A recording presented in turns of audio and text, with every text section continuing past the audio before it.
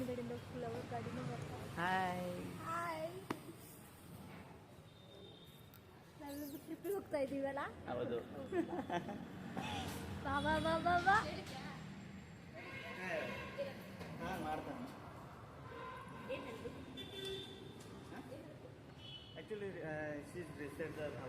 Hi hello, ಎಲ್ರಿಗೂ ಕೂಡ ನನ್ನ ಕಡೆಯಿಂದ ನಮಸ್ಕಾರ. ಇವತ್ತು ನಾವು ಮತ್ತೊಂದು ಕಡೆಗೆ ಟ್ರಿಪ್ಪಿಗೆ ಹೋಗ್ತಾ ಇದ್ದೀವಿ.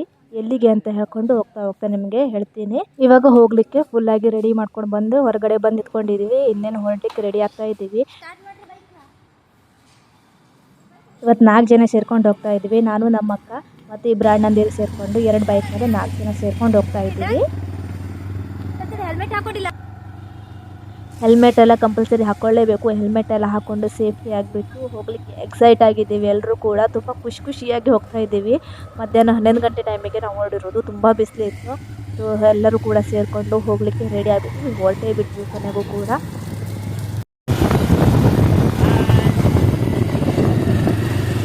ಇವತ್ತು ನಾವು ಹೋಗ್ತಿರೋದು ಎಲ್ಲಿಗೆ? ಇವತ್ತು ನಾವು ಹೋಗ್ತಾ ಇರೋದು ಪಿಕಾಕ್ ಟೆಂಪಲ್ ಅಂತಂದ್ರೆ ಮಂದನಗಿರಿ ಬೆಟ್ಟ ಅಂತ ಹೇಳ್ಬಿಟ್ಟು ಅಲ್ಲಿ ಪಿಕಾಕ್ ಟೆಂಪಲ್ ಕೂಡ ಕಟ್ಟಿದ್ದಾರೆ. ಅಲ್ಲಿಗೆ ಇವತ್ತು ನಾವು ಹೋಗ್ತಾ ಇರೋದು. ಸೊ ಬೆಂಗಳೂರಿಂದ ಪಿಕಾಕ್ ಟೆಂಪಲಿಗೆ 70 ಕಿಲೋಮೀಟರ್ಸ್ ಆಗುತ್ತೆ. ಅಂದರೆ 70 ಕಿಲೋಮೀಟರ್ ದೂರದಲ್ಲಿ ಇರೋದು. ತುಮಕೂರಿಗಿಂತ 10 ಕಿಲೋಮೀಟರ್ ಹಿಂದೆ ಸಿಗುತ್ತೆ ಈ ಟೆಂಪಲ್. ಹೋಗ್ಬೇಕಿದ್ರೆ ಸ್ವಲ್ಪ ಮಜಾ ಮೋಜು ಮಸ್ತಿ ಎಲ್ಲ ಮಾಡ್ಕೊತ ಹೋಗೋದು ಎಲ್ರದ್ದು ಕೂಡ ಕಾಮನು. ನಾವು ಹಾಗೆ ತುಂಬ ಬಿಸಿಲಿರೋದ್ರಿಂದ ತುಂಬ ಸೆಕೆನೂ ಕೂಡ ಆಗ್ತಿತ್ತು. ಹಾಗೆ ಬೈಕ್ ಸ್ಪೀಡ್ ಹೋಗೋದ್ರಿಂದ ನನ್ನ ಹೆಲ್ಮೆಟ್ ಹಾರು ಹೋಗೋರು ಹೇಗಿತ್ತು, ಯಾಕಂದರೆ ಸ್ವಲ್ಪ ದೊಡ್ಡದಾಗುತ್ತೆ ನನ್ನ ಹೆಲ್ಮೆಟು. ಹಾಗಾಗಿ ಗಟ್ಟಿ ಹಿಡ್ಕೊಂಡು ಹೋಗ್ತಾ ಇದ್ದೀನಿ. ಹಾಗೆ ರೋಡು ಕೂಡ ತುಂಬ ಖಾಲಿ ಇರೋದು. ಸೊ ಬೆಂಗಳೂರಲ್ಲಿ ಈ ಥರ ರೋಡ್ ಖಾಲಿ ಇರೋದು ಕಾಣಿಸೋಕೆ ಅಪರೂಪ. ಸೊ ರೋಡಲ್ಲಿ ಯಾವ ಗಾಡಿನೂ ಹಿಡಿದಿಲ್ಲ ಆಗ್ತದೆ. ಇವತ್ತು ರೋಡ್ ತುಂಬ ಖಾಲಿ ಇತ್ತು. ಹೋಗ್ಬೇಕಿದ್ರೆ ಸ್ವಲ್ಪ ಬೇಗನೆ ಹೋಗ್ಬಿಟ್ಟಿದ್ವಿ ನಾವು. ಮಂದನಗಿರಿ ಬೆಟ್ಟಕ್ಕೆ ಮೆಟ್ಲು ಹತ್ತಬೇಕಂತೆ. ಎಷ್ಟು ಮೆಟ್ಲು ಹತ್ತಬೇಕು ಅನ್ನೋದು ಗೊತ್ತಿಲ್ಲ. ನಾವು ಹೋಗ್ಬಿಟ್ಟು ತನಕ ಕರೆಕ್ಟಾಗಿ ಮಧ್ಯಾಹ್ನ ಆಗುತ್ತೆ ಅನ್ಸುತ್ತೆ. ಫುಲ್ ಬಿಸಿಲಲ್ಲಿ ಇವತ್ತು ಬೆಟ್ಟನ ಹತ್ತೋದು ನಾವು. ಅಂತಂದರೆ ಮೆಟ್ಲನ್ನ ಹತ್ತಬೇಕಾಗತ್ತೆ. ನಾವು ಹೋಗಲಿಕ್ಕೆ ತುಂಬ ಲೇಟ್ ಆಯಿತು. ಬೇಗ ಅಂತಂದ್ರೂ ಕೂಡ ಎಲ್ಲ ರೆಡಿಯಾಗಿ ಹೊರಡೋ ತನಕ ತುಂಬ ಲೇಟ್ ಆಗೋಯ್ತು. ಇಲ್ಲಿ ಹೋಗ್ತಾ ಇರಬೇಕಂದ್ರೆ ನಮ್ಮದು ಮೋಜು ಮಸ್ತಿ. ಸೊ ಅಕ್ಕಪಕ್ಕ ಇರುವಂಥ ಒಂದು ಸ್ವಲ್ಪ ವೆದರ್ನ ಕ್ಯಾಪ್ಚರ್ ಮಾಡಿದ್ರೆ ವೀಡಿಯೋ ಮಾಡಾಕಿದ್ದೀನಿ. ಇಲ್ಲಿ ರೋಡಲ್ಲಿ ಮಿಡ್ ಸೆಂಟರ್ಸಲ್ಲಿ ಹೂ ಬಿಟ್ಟಿದ್ರು. ಅದು ತುಂಬ ಚೆನ್ನಾಗಿ ಅಲ್ಲಿತ್ತು. ಸೊ ಏನಾದರೂ ಕಿತ್ಕೊಂಡು ಬರು ಅಂತ ಅಂದ್ಕೊಂಡಿದ್ದೆ. ಏನಾದರೂ ಮನೆ ಕಡೆ ಇದ್ದರೆ ಇಲ್ಲಿ ಗ್ಯಾರಂಟಿ ಕಿತ್ಕೊಂಡು ಬರ್ತಿದ್ದಾಗಿತ್ತು. ನಾನು ಹೂವಲ್ಲ, ಹೂವಿನ ಗಿಡ. ಹೋಗ್ತಾ ದಾರಿ ಮೇಲೆ ಐಸ್ ಕ್ರೀಮ್ ಅಂಗಡಿಗೆ ಬಂದು ನಮ್ಮ ಅಕ್ಕ ಮತ್ತು ಅಣ್ಣ ಸೇರಿಕೊಂಡು ಐಸ್ ಕ್ರೀಮ್ ತೊಗೊತಾ ಇದ್ದಾರೆ. ಇಲ್ಲಿ ನಮ್ಮ ಅಕ್ಕಂಗೆ 12 ಗಂಟೆ ರಾತ್ರಿ ಕೊಟ್ಟರು ಐಸ್ ಕ್ರೀಮ್ ತಿನ್ನೋ ಹುಚ್ಚು. ಇಲ್ಲಿ ಮಧ್ಯಾಹ್ನ ಬಿಡ್ತಾಳೆ ಐಸ್ ಕ್ರೀಮ್ ತಿನ್ನೋದು. ತುಂಬ ಸೆಕೆಯಾಗಿರೋದ್ರಿಂದ ಐಸ್ ಕ್ರೀಮ್ ತಿನ್ನುವ ಅಂತೇಳಿ ಗಾಡಿನ ನಿಲ್ಲಿಸಿದ್ವಿ. ಐಸ್ ಕ್ರೀಮ್ ತಿನ್ಕೊಂಡ್ಬಿಟ್ಟು ಮುಂದೆ ಹೋಗುವ ಅಂತ ಹೇಳಿ ಸುಮಾರು ಸಿಟಿ ಎಲ್ಲ ದಾಟಿದ್ವಿ. ಅಂದರೆ ಬೆಂಗಳೂರು ಸಿಟಿ ಎಲ್ಲ ದಾಟಿಬಿಟ್ಟು ನೆಕ್ಸ್ಟ್ ಒಂದು ಶಾಪಲ್ಲಿ ಐಸ್ ಕ್ರೀಮ್ ತೊಗೊಂಡು ಬಂದು ಇಲ್ಲಿ ಒಂದು ಕಡೆ ಸೈಡಿಗೆ ಹಾಕ್ಬಿಟ್ಟು ಐಸ್ ಕ್ರೀಮ್ ತಿಂತಾ ಇದ್ವಿ.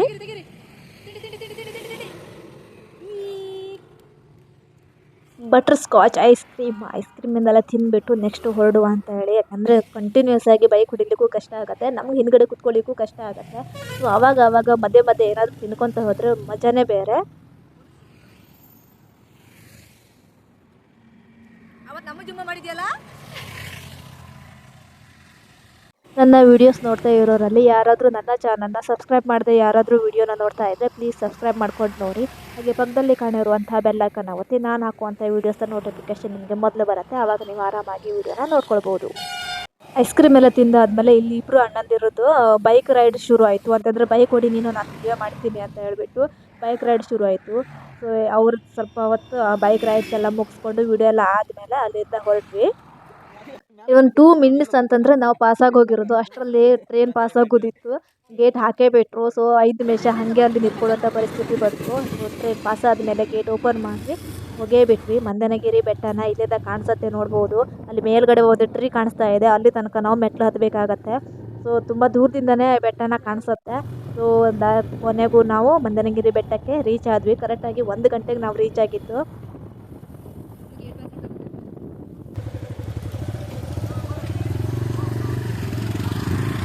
ಮಧ್ಯಾಹ್ನ 1 ಗಂಟೆಗೆ ಈ ರಣ ಬಿಸಿಲಿಗೆ ಇವಾಗ ಆ ಗುಡ್ಡನ ಹತ್ತುವಂಥ ಪರಿಸ್ಥಿತಿ ನಮ್ಮದು. ನೋಡಿದ್ರೇ ಅಲ್ಲಿ ಬಿಸಿಲಿಗೆ ಫುಲ್ ಅಂದರೆ ಫುಲ್ ಬಿಸಿಲು, ಹೆವಿ ಬಿಸಿಲಿತ್ತು. ಆದರೂ ಕೂಡ ಬೆಟ್ಟ ಹತ್ತುವಂಥದ್ದು ಬಂದಿದ್ದೀವಿ, ಬೆಟ್ಟ ಹತ್ತಲೇಬೇಕು. ಸೊ ಹತ್ತಕ್ಕಂತೇಳಿ ಇವಾಗ ಎಲ್ಲರೂ ಸೇರ್ಕೊಂಡು ಹೋಗ್ತಾ ಇದ್ದೀವಿ. ಒಂದು ಕೈಯಲ್ಲಿ ಒಂದು ನೀರು ಬಾಟ್ಲಿ ಹಿಡ್ಕೊಂಡು ಹತ್ತುತ್ತಾ ಇದ್ದೀವಿ. ಮತ್ತು ಮೇಲ್ಗಡೆ ಹೋದರೆ ಶಾಪ್ ಏನಿಲ್ಲ ಅಂತ ಹೇಳ್ಬಿಟ್ಟು ನೀರು ಬಾಟ್ಲು ಆಲ್ರೆಡಿ ಕೈಯಲ್ಲಿ ಹಿಡ್ಕೊಂಡು ಮೆಟ್ಲನ್ನು ಹತ್ತಲಿಕ್ಕೆ ಈಗ ಸ್ಟಾರ್ಟ್. ಮೇಲ್ಗಡೆ ತನಕ ಗಾಡಿಗಳು ಹೋಗುತ್ತೆ, ಆದರೆ ನಾವು ಮೆಟ್ಟನ್ನು ಹತ್ಕೊಂಡು ಹೋಗ್ತಾ ಇದ್ದೀವಿ. ಸೊ ಗುಡ್ಡನ ಹತ್ತಲೇಬೇಕು ಅಂತೇಳಿಲ್ಲ, ಹತ್ಲಿಕ್ಕೆ ಆಗದೆ ಇದ್ದವರು ಮೇಲ್ಗಡೆ ತನಕ ವೆಹಿಕಲ್ ಹೋಗುತ್ತೆ. ಅಂದರೆ ಸ್ವಲ್ಪ ರೌಂಡ್ ಹಾಕ್ಸ್ಕೊಂಡು ಹೋಗಬೇಕು. ಮೇಲ್ಗಡೆ ವೆಹಿಕಲ್ಸ್ ಮೂಲಕ ಹೋಗ್ಬೋದು. ಈ ಮೆಟ್ಲು ಹತ್ತದೇನೋ ಹೋಗ್ಬೋದು. ಆದರೆ ನಮಗೆ ಮಿತಿ ಇತ್ತು ಮೆಟ್ಲು ಹತ್ಕೊಂಡು ಹೋಗುವ ಅಂತೇಳಿ. ಬಂದಿದ್ದೀವಿ ಮೆಟ್ಲು ಹತ್ಕೊಂಡೆ ಹೋಗುವ ಅಂತೇಳಿ ಸ್ವಲ್ಪ ಗಟ್ಟಿ ಮುಟ್ಟಿ ನಾವಂತ ತೋರಿಸ್ಕೊಳ್ಬೇಕಲ್ಲ, ಅದಕ್ಕಾಗಿ ಮೆಟ್ಲು ಹತ್ತುತ್ತಾ ಇದ್ದೀವಿ.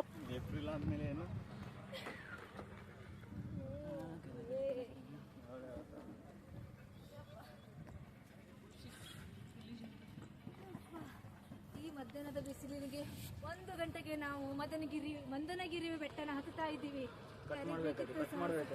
ಮೆಟ್ಲು ಹತ್ತು ಸುಸ್ತಾಗಿ ಮಾತಾಡೋಕ್ಕೂ ಸರಿ ಬರ್ತಾ ಇಲ್ಲ. ಮಂದನಗಿರಿ ಹೇಳೋಕ್ಕೂ ಆಗ್ತಾ ಇಲ್ಲ, ಅಷ್ಟು ಸುಸ್ತಾಗಿ ಹೋಗಿದೆ. ಫಸ್ಟ್ ಸ್ಟಾರ್ಟಿಂಗ್ ಅಲ್ಲಿ ಮೆಟ್ಲು ಹತ್ತಬೇಕಾದ್ರೆ ಎಲ್ಲ ಎನರ್ಜಿನೂ 100% ಇತ್ತು. ಎಲ್ಲರೂ ಖುಷಿಯಾಗಿ ನಾನು ಹತ್ತಿದ್ದೀನಿ ಅಂತ ಹೇಳಿ.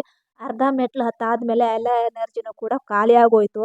ಯಾಕಂದ್ರೆ ಫುಲ್ ಬಿಸಿಲು ಒಂದ್ ಕಡೆ ಇತ್ತು, ಮತ್ತೆ ಮೆಟ್ಲನ್ನು ಕೂಡ ಹತ್ತಬೇಕಿತ್ತು. ಅರ್ಧ ಮೆಟ್ಲು ಹತ್ಕೊಂಡು ಅಲ್ಲೇ ಒಂದ್ ಸ್ವಲ್ಪ ರೆಸ್ಟ್ ಮಾಡಿದ್ವಿ. ಹಾಗೆ ಅಲ್ಲೇ ಫೋಟೋ ಶೂಟನ್ನು ಕೂಡ ಮಾಡಿದ್ವಿ. ಅಲ್ಲಿಂದ ಫುಲ್ ಆಗಿ ವೆದರ್ ಕಾಣಿಸ್ತಾ ಇತ್ತು, ಅಂದ್ರೆ ಸುತ್ತನೂ ಕೂಡ ವೆದರ್ ಕಾಣಿಸ್ತಾ ಇತ್ತು. ಅದನ್ನ ನೋಡಿದ್ವಿ.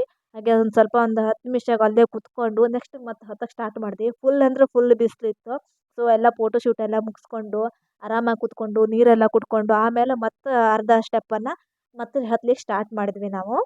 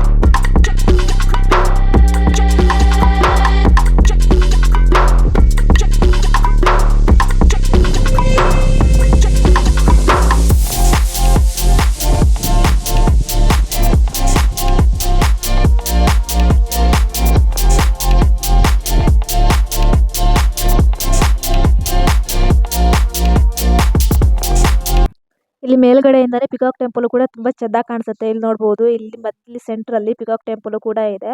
ಅದನ್ನು ಕೂಡ ತುಂಬಾ ಅದ್ಭುತವಾಗಿ ಕಾಣಿಸುತ್ತೆ. ಮತ್ತೆ ಸುತ್ತಲೂ ಕೂಡ ಅಷ್ಟು ಏರಿಯಾನು ಕೂಡ ತುಂಬಾ ಅದ್ಭುತವಾಗಿ ಕಾಣಿಸುತ್ತೆ. ಯಾಕಂದ್ರೆ ನಾವು ಟಾಪ್ ಅಲ್ಲಿ ಹೋಗಿರ್ತೀವಲ್ಲ, ಸೊ ತುಂಬಾ ಅದ್ಭುತವಾಗಿ ಕಾಣಿಸುತ್ತೆ. ಎಲ್ಲನೂ ಕೂಡ ಸುತ್ತಲೂ ಕೂಡ ತುಂಬಾ ಚೆನ್ನಾಗಿರುತ್ತೆ ವೆದರು ಕೂಡ. ಹಾಗೆ ನಾವು ಮಧ್ಯಾಹ್ನ ಹೊತ್ತು ಹೋಗಿರೋದ್ರಿಂದ ತುಂಬಾ ಬಿಸಿಲು ಇತ್ತು. ಸೊ ತುಂಬಾ ಚೆನ್ನಾಗಿ ಕಾಣಿಸ್ತಿತ್ತು. ಆದ್ರೆ ಅಲ್ಲಿ ಗುಡ್ಡ ಹತ್ತೋದ್ರಿಂದ ಸ್ವಲ್ಪ ಕಷ್ಟ ಆಯಿತು. ಜಾಸ್ತಿ ಏನು ಮೆಟ್ಲಿಲ್ಲ, ಮೆಟ್ಲು ಕೂಡ ಹತ್ತಲಿಕ್ಕೆ ತುಂಬಾ ಈಸಿ ಮಾಡಿದ್ದಾರೆ. ಮೆಟ್ಲೆಲ್ಲ ಕರೆಕ್ಟಾಗಿ ಮಾಡಿಬಿಟ್ಟು ಹಿಡ್ಕೊಂಡು ಹತ್ತಲಿಕ್ಕೂ ಕೂಡ ವ್ಯವಸ್ಥೆ ಎಲ್ಲ ಚೆನ್ನಾಗಿ ಮಾಡಿದ್ದಾರೆ. ಹಾಗೆ ಒಂದು 100 ಮೆಟ್ಲು ಇರ್ಬೋದೇನೋ, ನಾವು ಕೌಂಟ್ ಮಾಡಿಲ್ಲ.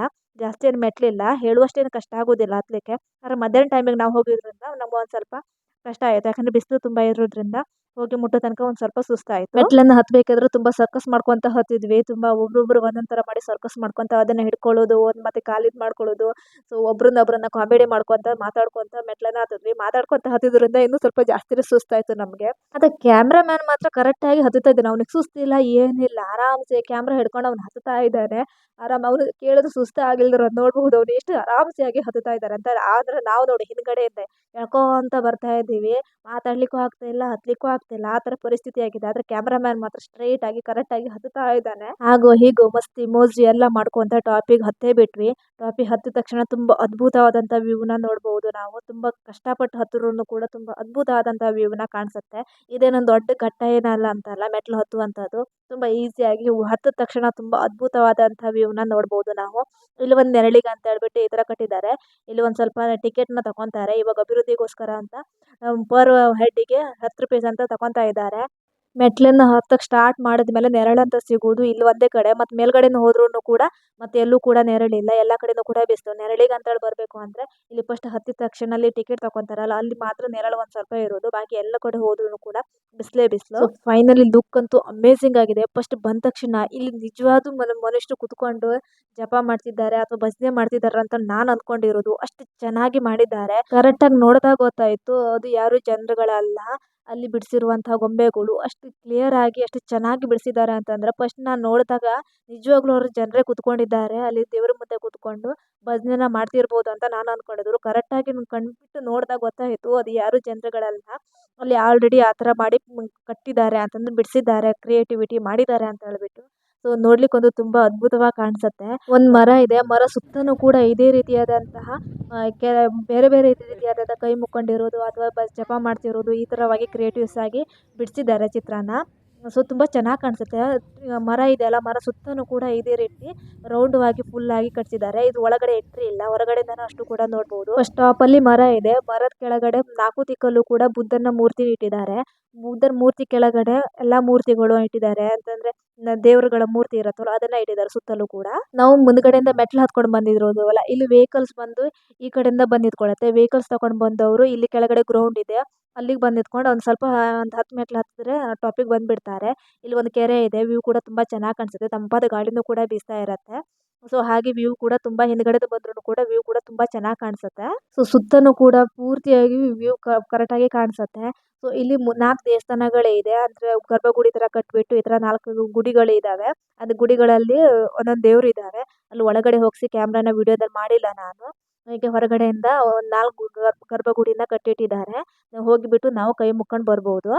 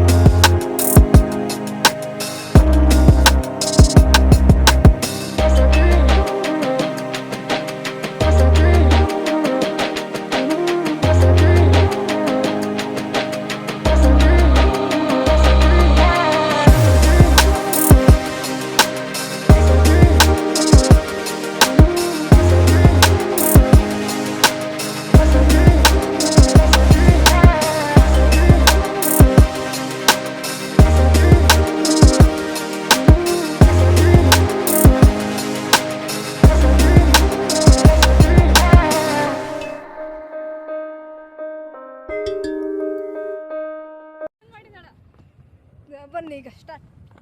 ಇದು ಮೆಟ್ಲು ಇಳಿಬೇಕಿದ್ರೆ ಸರ್ಕಸ್ಸು ಎಲ್ರಿಗೂ ಕೂಡ ಹೊಟ್ಟೆ ಹಸಿವಾಗಿತ್ತು. ಮೆಟ್ಲು ಇಳಿಬೇಕಾದ್ರೂ ಕೂಡ ಹೊಟ್ಟೆ ಹಸಿವಿಂದ ಎಲ್ಲರೂ ಕೂಡ ಮಖ ಬಾಡಿಸ್ಕೊಂಡು ಮೆಟ್ಲನ್ನ ಇಳಿತಾ ಇದ್ದಾರೆ. ಸೊ ಮೆಟ್ಲು ಇಳಿಬೇಕಾದ್ರೆ ಈಸಿ ಅನ್ಸುತ್ತೆ. ಸೊ ಆರಾಮಾಗಿ ಮೆಟ್ಲು ಇಳ್ಕೊತಾ ಇದ್ವಿ. ಬಟ್ ಹೊಟ್ಟೆ ತುಂಬ ಹಸಿವಾಗಿರೋದ್ರಿಂದ ಎಲ್ಲರೂ ಕೂಡ ಸಪ್ಪೆ ಆಗಿಬಿಟ್ಟಿದ್ದಾರೆ. ಎಂತ ಕುಟುಕ್ ಕುಟುಕ್ ಇಲ್ಲ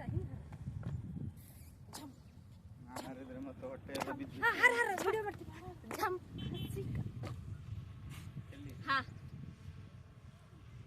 ಸ್ಟಾರ್ಟ್ ಮಾಡಿರಲಿಲ್ಲ ಎಷ್ಟು ತನಕ ಸುಮ್ಮನೆ ವಿಡಿಯೋ ಮಾಡಿ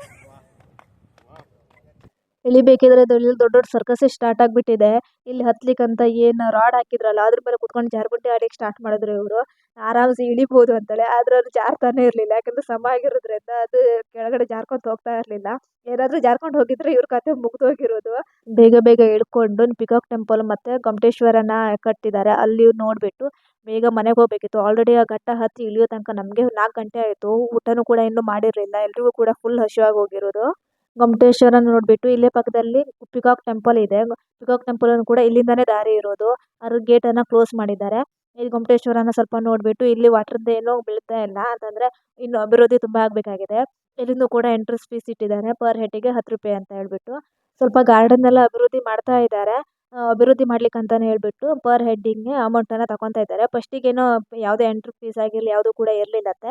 ಇವಾಗ ತಗೊತಿದ್ದಾರೆ ಅಂತ. ಯಾಕಂದರೆ ಅಭಿವೃದ್ಧಿಗೋಸ್ಕರ ಅಂತ ಹೇಳಿ ಅಮೌಂಟನ್ನು ತಗೊತಾ ಇದ್ದಾರೆ. ಗೊಮ್ಮಟೇಶ್ವರ ನೋಡಿಬಿಟ್ಟು ಈಗ ಪಿಕಾಕ್ ಟೆಂಪಲು ಲಾಸ್ಟು. ಇಲ್ಲಿ ಪಿಕಾಕ್ ಟೆಂಪಲಿಗೆ ಗಾರ್ಡನ್ ಎಲ್ಲ ಹೋಗ್ತಾ ದಾರಿ ಮೇಲೆಲ್ಲ ತುಂಬ ಅಕ್ಕಪಕ್ಕ ತುಂಬ ಚೆನ್ನಾಗಿ ಮಾಡಿದ್ದಾರೆ. ಸೊ ಪಿಕಾಕ್ ಟೆಂಪಲನ್ನು ಕೂಡ ತುಂಬ ಶಾಂತವಾದ ರೀತಿಯಲ್ಲಿ ತುಂಬ ಅದ್ಭುತವಾಗಿ ಕಟ್ಟಿದ್ದಾರೆ.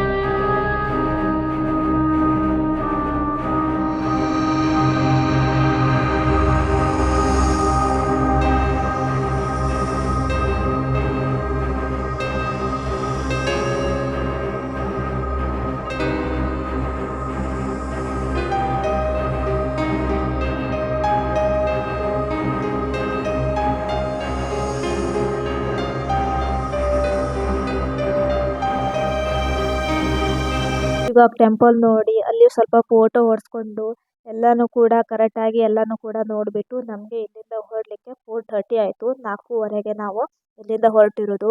ಇಲ್ಲಿ ತಿಂಡಿ ಹೋಟ್ಲಿಗೆ ಇತ್ತಾಗಿತ್ತು. ಅಲ್ಲಿ ಬೇಡ ಅಂತ ಹೇಳಿಬಿಟ್ಟು ನಾವು ಆನ್ ದ ವೇ ದಾರಿ ಮೇಲೆ ಯಾವುದಾದ್ರು ಹೋಟ್ಲಿಗೆ ಸಿಕ್ಬಿಟ್ಟು ಅಲ್ಲಿ ಊಟ ಮಾಡುವ ಅಂತ ಹೇಳ್ಬಿಟ್ಟು ಹೊರಟ್ವಿ. ಫೈನಲ್ ಆಗಿ ದಾರಿ ಮೇಲೆ ಒಂದು 10 ಕಿಲೋಮೀಟ್ರ್ ಬಂದಾದಮೇಲೆ ಒಂದು ಹೋಟ್ಲಿಗೆ ಬಂದ್ಕೊಂಡು ಊಟನ ಆರ್ಡ್ರ್ ಮಾಡಿ ಊಟ ಮಾಡ್ಲಿಕ್ಕೆ ಸ್ಟಾರ್ಟ್ ಮಾಡಿದ್ವಿ. ತುಂಬ ಹಸಿವಾಗಿ ಹೋಗಿತ್ತು ಎಲ್ರಿಗೂ ಕೂಡ. 4:15 ಅಂತಂದರೆ ಆಗದೇ ಇರತ್ತಾ. 5 ಬಟರ್ ರೊಟ್ಟಿ 3. ಇದು ವೆಜ್ ಮಸಾಲ. ಇದು ವೆಜ್ ಹೈದ್ರಾಬಾದಿ. ವೆಜ್ ಹೈದ್ರಾಬಾದಿ ಅಂದರೆ ಗ್ರೇವಿನೇ ಬರುತ್ತಲ್ಲ, ಅದು ಎಲ್ಲ ಮಿಕ್ಸ್ ಇರುತ್ತೆ. ವೆಜ್ ಹೈದ್ರಾಬಾದಿ 3 ಬಟರ್ ರೊಟ್ಟಿ.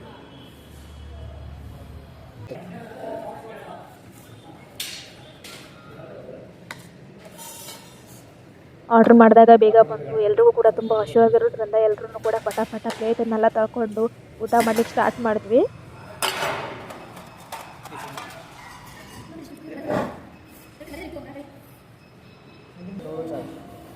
आमचे वेटर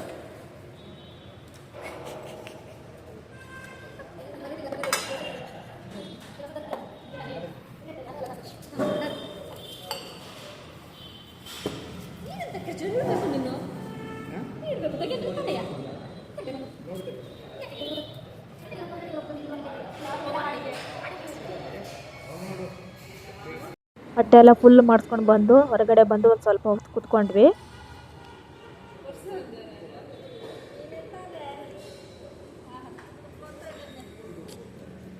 ಫೈನಲ್ ಹೊರಡೋ ಟೈಮಿನಲ್ಲಿ ಮೊಬೈಲ್ ನೋಡುತ್ತಿರುವ ನಮ್ಮ ಬೈಕ್ ಡ್ರೈವರ್ ಪ್ರವೀಣ್ ಫೈನಲಿ ಹೋಗುತ್ತಿರುವಾಗ ನಮ್ಮ ಬೈಕ್ ಡ್ರೈವರು ಮೊಬೈಲ್ ನೋಡುತ್ತಿರುವ ದೃಶ್ಯ.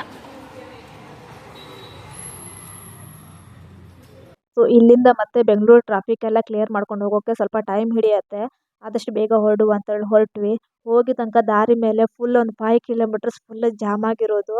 ಆದರೂ ಕೂಡ ನಾವು ಹೆಂಗೆಂಗೋ ಮಾಡಿ ಮಣ್ಣು ರೋಡಿಗೆಲ್ಲ ಬೈಕನ್ನೆಲ್ಲ ಹೋಗಿಸಿ, ನಾವಂತಲ್ಲ ಎಲ್ಲರೂ ಕೂಡ ಎಲ್ಲೆಲ್ಲಿ ದಾರಿ ಸಿಗುತ್ತೋ ಎಲ್ಲ ಕಡೆಯಿಂದ ಹೋಗಿಸಿ ಹೇಗೋ ಮಾಡಿ ರೀಚ್ ಆದ್ವಿ. ಹೋಗ್ತಾ ಇರಬೇಕಿದ್ರೆ ದಾರಿ ಮೇಲೆ ಗೊಂಬೆಗಳನ್ನು ನೋಡಿರ್ತೀರಾ.